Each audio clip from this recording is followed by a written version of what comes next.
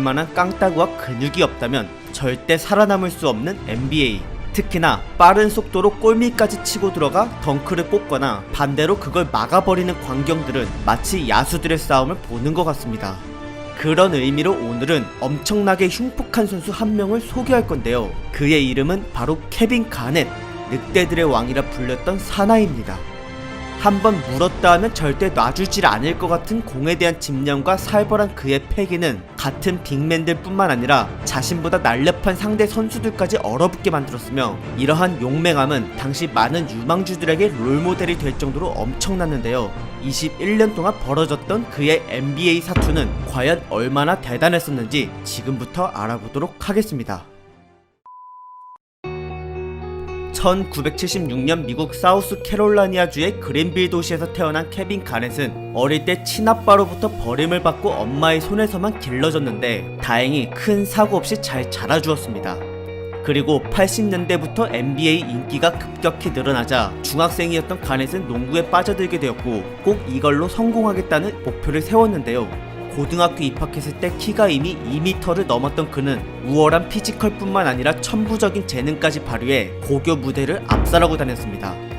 그렇게 오랜 기간 동안 꾸준한 활약 끝에 그는 3학년 때 사우스 캐롤라이나주에서 가장 우수한 선수가 되었고 미국에서 가장 뛰어난 고교 유망주들을 대상으로 한 나이키 캠프 경기에도 참가하였습니다.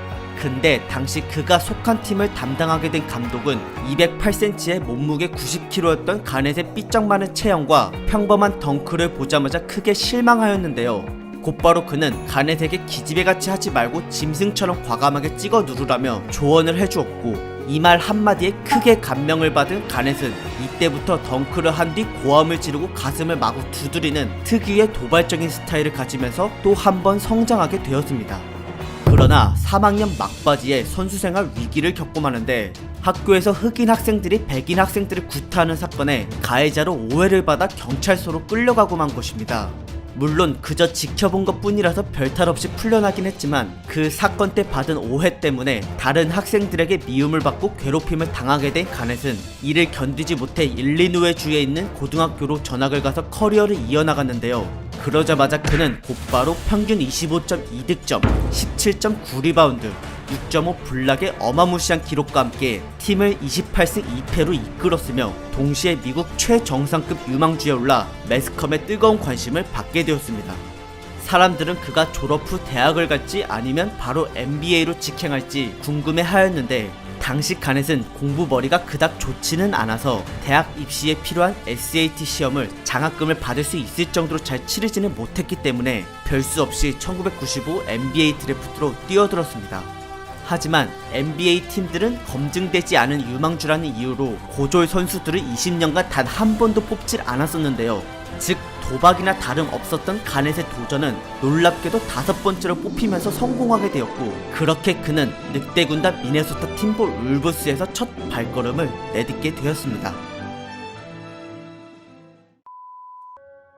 키는 2m13으로 빅맨으로선 아주 딱 맞았지만 몸무게는 여전히 100kg도 되지 못한 부실한 피지컬이라서 시즌 초반 가넷은 제대로 기회를 부여받지 못했습니다. 이 사실에 가장 화가 난 사람은 바로 미네소타 단장이었는데 가뜩이나 팀 성적도 좋지 않은 마당에 자신이 공들여 뽑은 가넷까지 찬밥 취급을 받자 그는 즉시 감독과 기존의 에이스들을 바꿔버리고 가넷을 돋보이게 해줄 수 있는 멤버들로 재편성을 해버렸습니다. 이 과정에서 새로 부임한 감독은 플립 손더스라는 사람이었으며 가넷을 아주 마음에 들어했던 그는 이 어린 선수가 갖고 있던 재능들을 마음껏 펼칠 수 있는 전술을 만들어 주었습니다. 몸무게 때문에 아직 골밑까지 밀고 나갈 정도의 힘이 부족하다면 상대 센터를 끌고 나오면 그만. 비교적 안정적이고 빠른 드리블과 높은 타점에서 던지는 정확한 미들슛, 그리고 등지고 천천히 밀면서 들어가는 포스트업 도중에 뒤돌아 쏘는 페이더웨이는 가넷이 고졸 출신이란 편견을 깨트릴 만큼 매우 훌륭했습니다. 게다가 농구 지능까지 명석하여 중간에 패스받아 침투하는 타이밍까지 완벽히 계산할 줄 알았으며 그러한 판단력은 공이 튀어나가는 궤도를 예측하고 잡는 리바운드뿐만 아니라 상대의 공격을 타이밍 맞춰 강하게 내려쳐버리는 블락까지 영향을 끼쳤는데 그야말로 가넷은 공수에 모두 능한 역대급 유망주였습니다. 이에 따라 그는 곧바로 팀의 핵심 멤버가 되었고, 그리고 베테랑 선수들에게 기죽기는커녕 오히려 들이밀어버리는 그의 신인 선수답지 않은 패기는 팀 동료들의 사기를 크게 끌어올렸는데요. 이 거침없는 기세는 두 번째 시즌에 돌입하자마자 스테판 매버리라는 가넷의 조력자를 영입하면서 더 강해졌고, 그렇게 두 선수의 콤비 플레이로 NBA판을 들쑤시고 다녔던 미네소타 팀버울브스는 작년 서부 13등에서 순식간에 6등으로 올라 1989년 창단 이래 처음 플레이오프 우승 대권에 참가할 수 있게 되었습니다.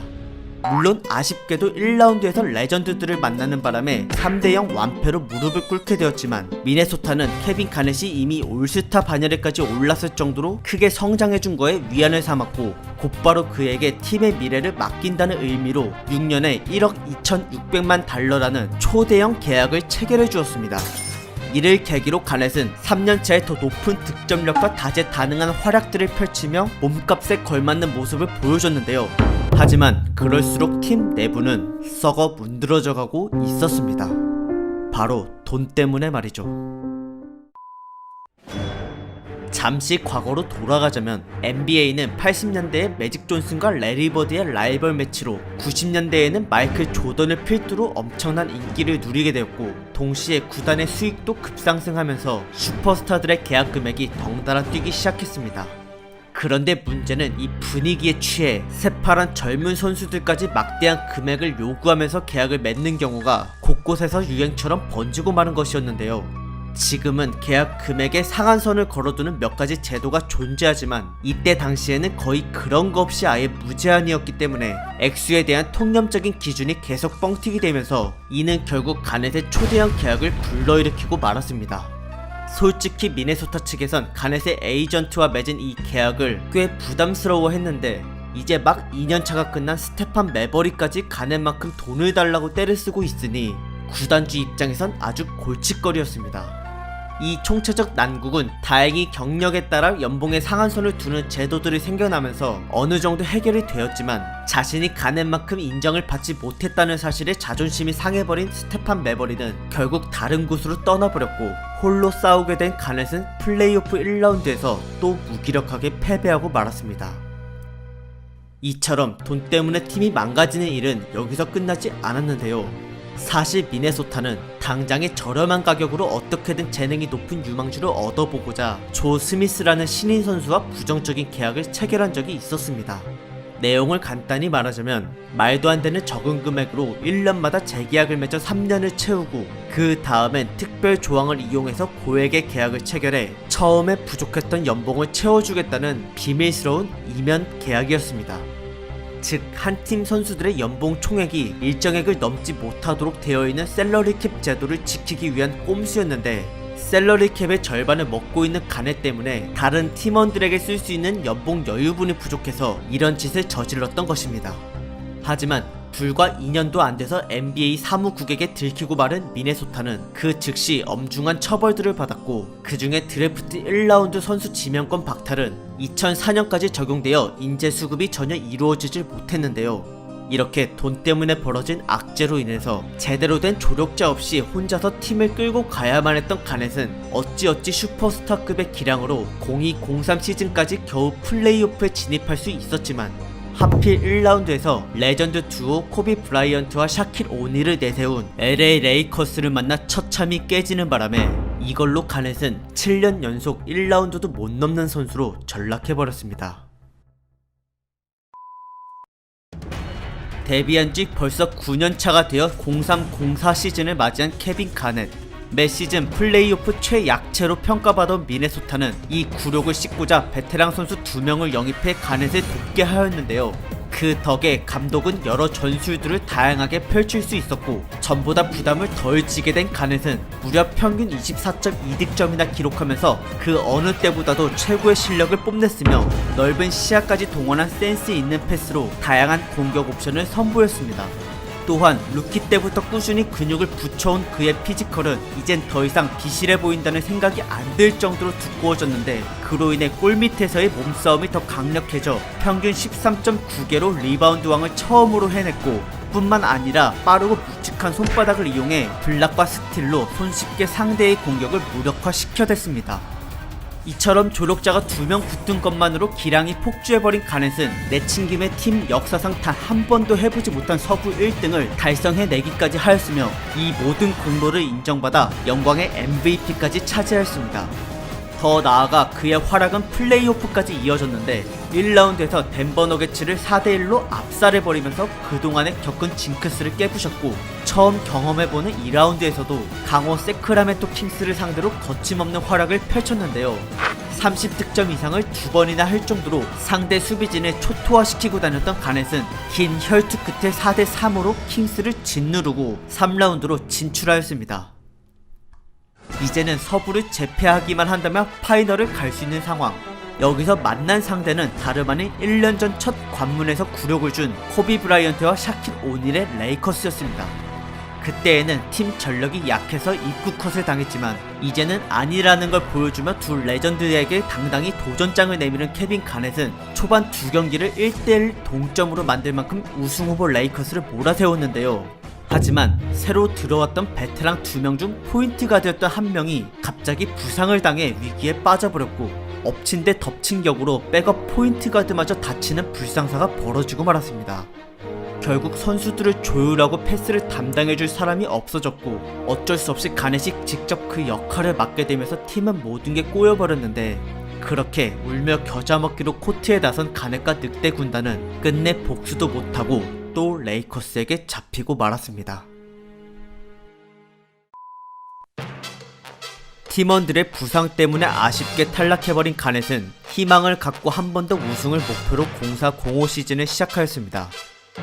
그러나 베테랑 2명이 연봉 문제로 구단과 갈등을 일으키면서 팀 분위기는 또다시 돈 때문에 망가져버렸고, 이 때문에 공격과 수비까지 엉망이 되어버린 미네소타는 플레이오프 진출에 실패하는 절망적인 결과를 내고 말았는데요. 결국 그 2명은 시즌이 끝나자마자 다른 곳으로 떠나버렸으며, 게다가 루키 때 벤치 신세였던 자신을 슈퍼스타로 이끌어준 플립 손더스 감독까지 성적 부진 때문에 해고를 당하면서 아예 기댈 곳조차 없어져버린 가넷은 결국 팀의 추락을 막아내질 못했습니다. 그렇게 돈 욕심으로 결속력이 무너지는 것과 내가 아무리 잘해도 혼자서는 아무것도 해낼 수 없다는 걸 뼈저리게 느꼈던 그의 심정은 인터뷰 도중 눈물을 흘릴 정도로 참담했는데, 그럼에도 불구하고 가넷은 책임감을 갖고 2년이나 더 팀을 위해 뛰었으며 06-07 시즌까지 평균 20득점 이상과 리바운드 왕을 4번이나 연속으로 해낼 정도로 매 경기 최선을 다했습니다.